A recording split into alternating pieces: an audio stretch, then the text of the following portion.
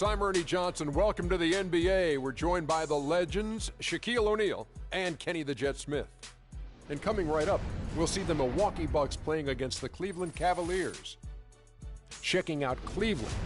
They've been looking like a well-oiled machine and one playing polished basketball as if they were midway through the season. There's a lot to like about what this group has been able to accomplish early on. One of the guys to watch tonight is going to be Kevin Love. He's got that great combination of skill and motor, one of the more versatile power forwards in the game, Kenny, with that specific skill set. Yeah, his skill set is really unique because he is a power forward who also can be a finesse forward. He can throw those long-range outlet passes and then step back for a three. So it really is difficult to guard this guy, and his offensive approach is great. You know, he's basically known for rebounding. His numbers were down last season, but he's still one of the best rebounders at the power forward spot in the NBA. So hopefully he can get those numbers back up to where they were. And with that, it's just about time for the tip. We'll see you later.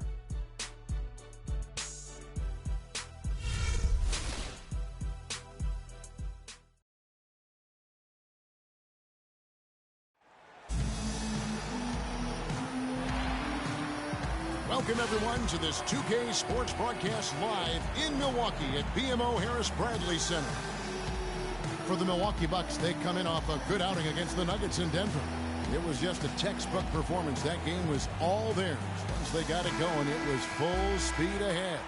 And they may have been on the road, but you know what? They nullified any home court disadvantage in that game by how well they shot it from three. Shooting can always be a great equalizer. I mean, when you shoot like that from outside, it really makes winning on the road a lot easier. A look at Cleveland's starting group. Down low, it's Love and Mozgov. Mo Williams out there with Iman Shumpert. And it's Smith in at the small forward. Well, we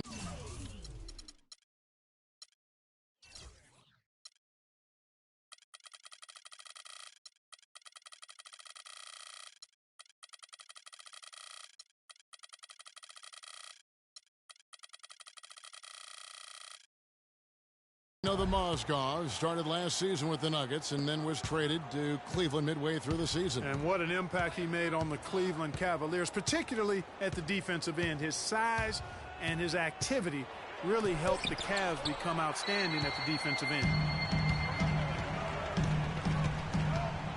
Shot from 16. They get it again.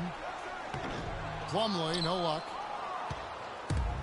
Let's catch up with Doris from the sideline. I had a chance to catch up with Jason Kidd. The one player on his mind...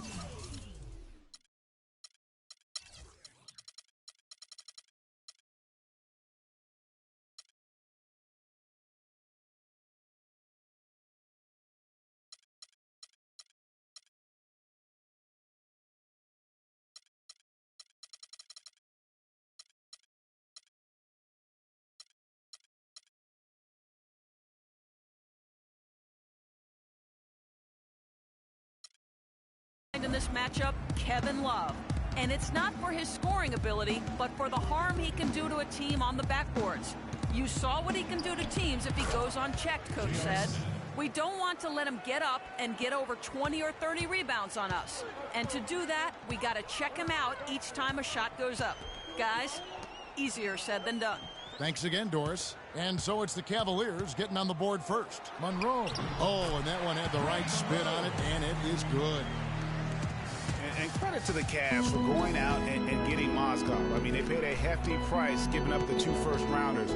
But thus far, he's proved to be worth it. Now here's Williams.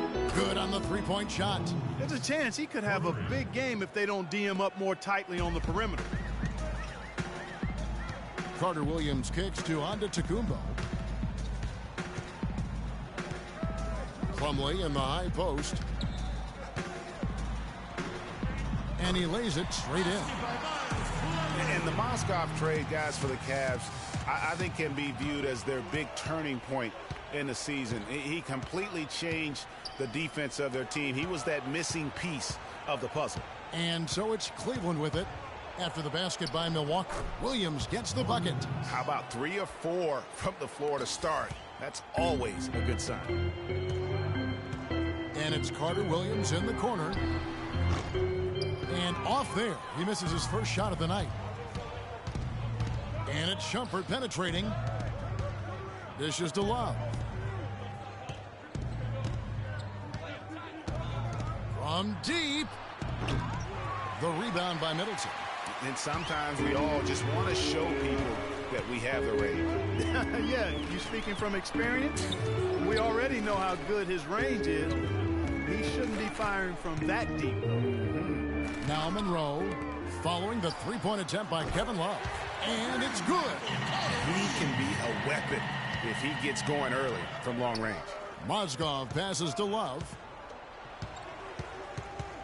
Outside jumper. From 12 feet out. Jump shot is good. Shumpert's got his first bucket in this one. Looked like he was channeling Bob Cousy right there. Since when does he take guys off the dribble like that? Well, Milwaukee last year became just the 9th team in NBA history to go from Greg being the worst in the league to a playoff team. Unbelievable what they accomplished. And they had a tough matchup in the first round with the playoff season Bulls, however. Things didn't go well, but they did get some valuable experience from that effort. Now here's Shumpert. A 32-point game for him in the win against New York. And don't forget about his playmaking in that game either. I mean, he did a great job of attacking the D and creating opportunities for both himself and his teammates. And foul called as he misses. He'll go to the line and shoot two. It's going to be on Michael Carter-Williams. And Iman Shumpert, more athlete than player when he entered the league. 42-inch max vertical, shoulders carved like Michelangelo. But he had a long way to go in terms of his skill set. And you can see that evolution right before your eyes.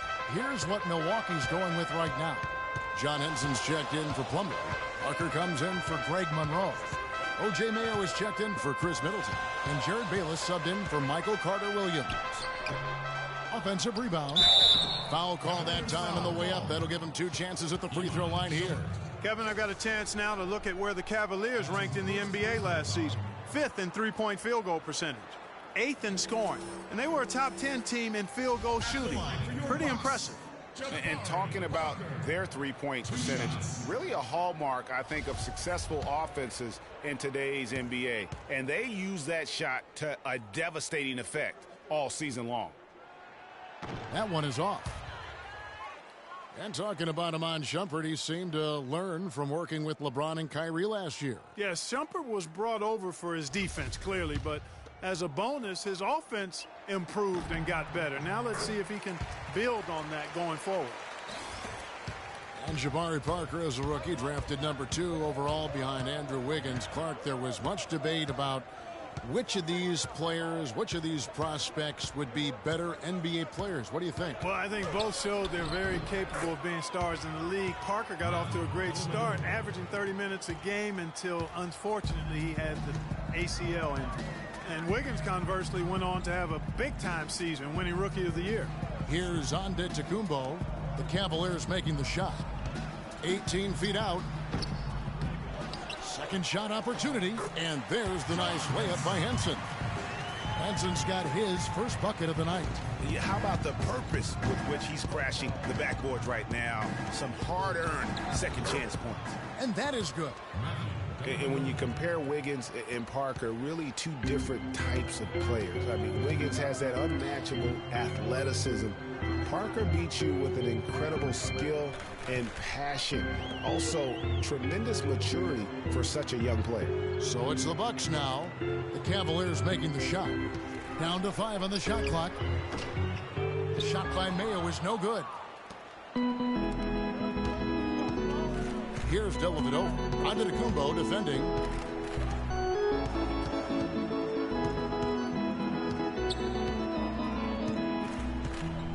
"20 seconds left in the first quarter. Here's Dellavedova, guarded by Mayo. Outside Jefferson. That one goes. Count it. Jefferson's got it.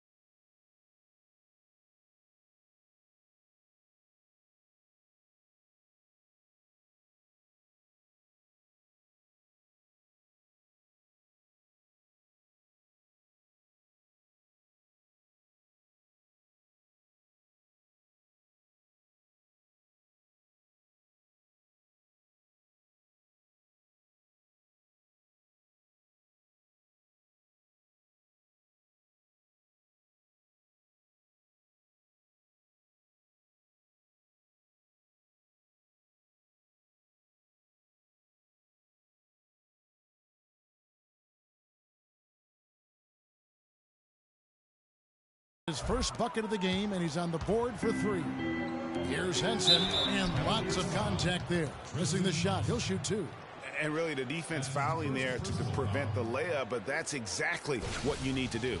It is. I mean, no reason to back off and give him the layup. I mean, much better off making him go to the line. The Bucks have gone 1 for 2 on the night so far from the line. And going back a season ago, they were a pretty average team at the line, about 76% altogether. And comparing to the numbers of last season, they've made a bit of improvement. So that's some positive momentum they can look to build on.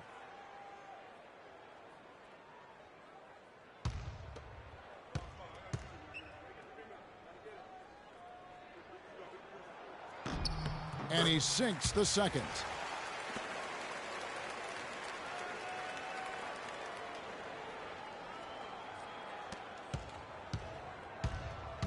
Out of bounds, Milwaukee takes possession.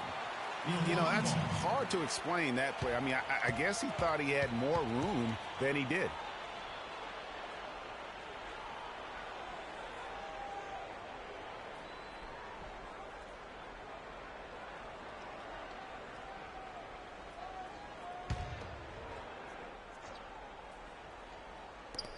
Just 4 seconds left here in the first quarter. Good pick, but he just could